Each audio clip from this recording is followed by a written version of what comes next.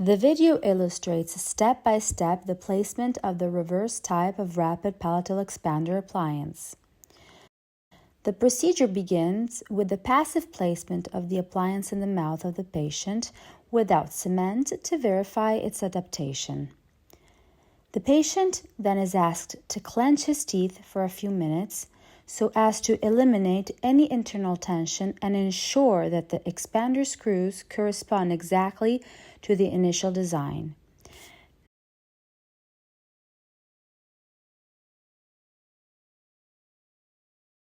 Next, the field for cementation is prepared. Saliva is removed from the bands with a cotton roll soaked in alcohol.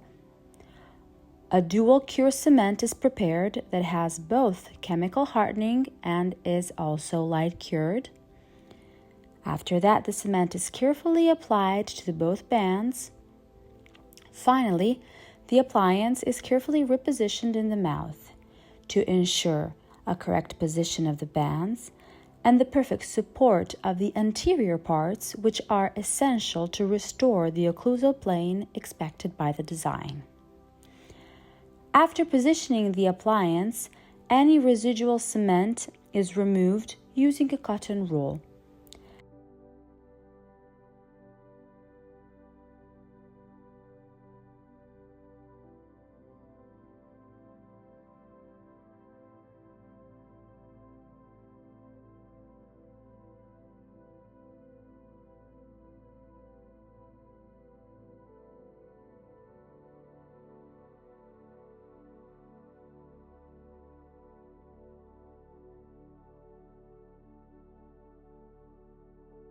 After this step, the cement is polymerized on both bands.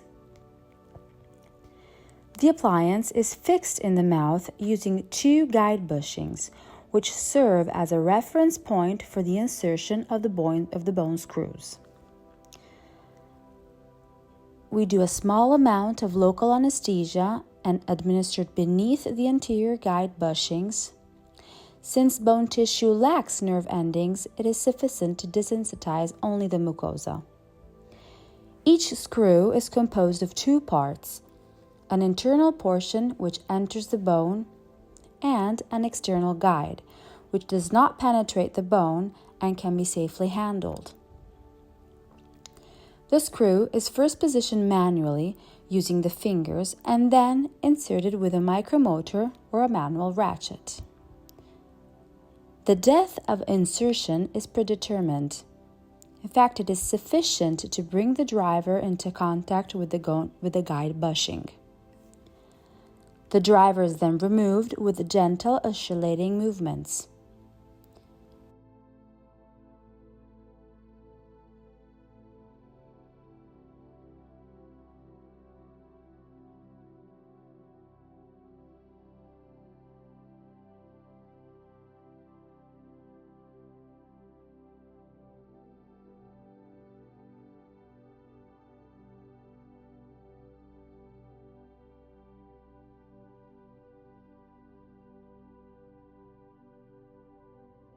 Before inserting the second screw, a few minutes are allowed to pass to dissipate any internal tension. Care must be taken not to flex the guide bushings during screwing, as to leverage applied by the hand or the micromotor may alter the insertion axis.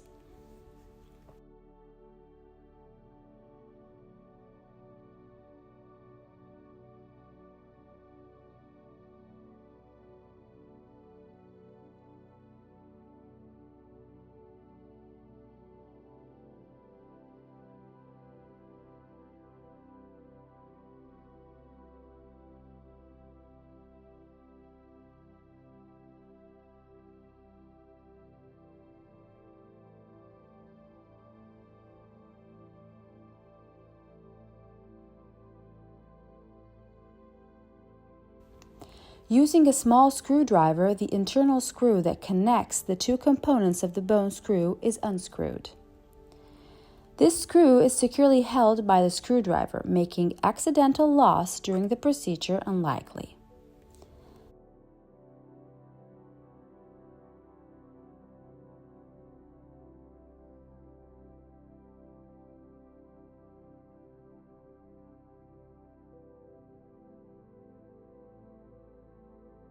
Next, the upper part of the screw is removed using a Virkan's forceps with oscillating movements, and then removing the guide bushings using a key. Finally,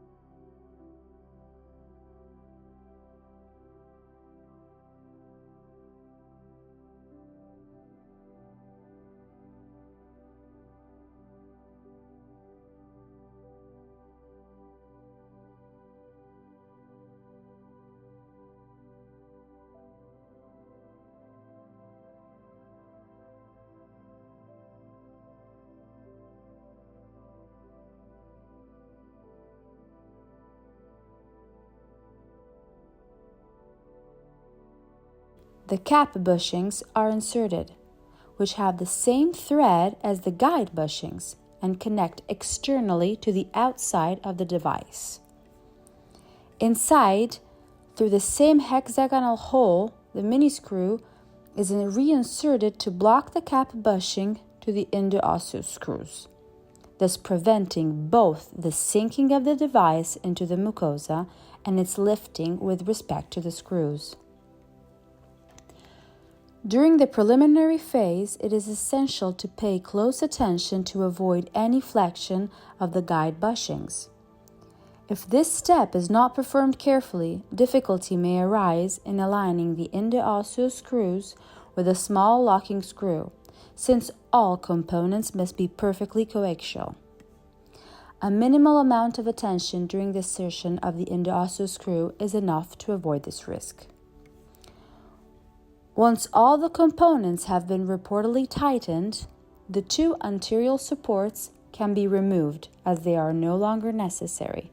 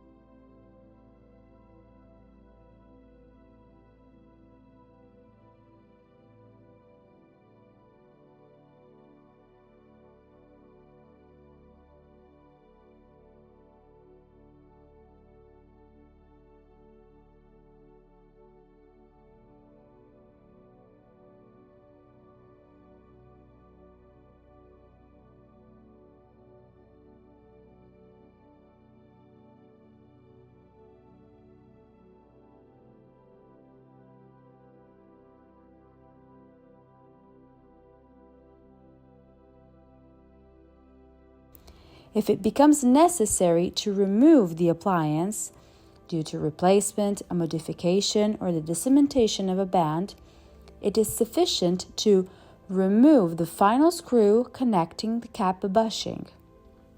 The cap bushing and the appliance can then be removed without extracting the interosseous screws. This combines the advantages of indirect systems, as a secure fixation, with an easy way of removal that is typical of direct systems, without the need for a surgical guide DIMA.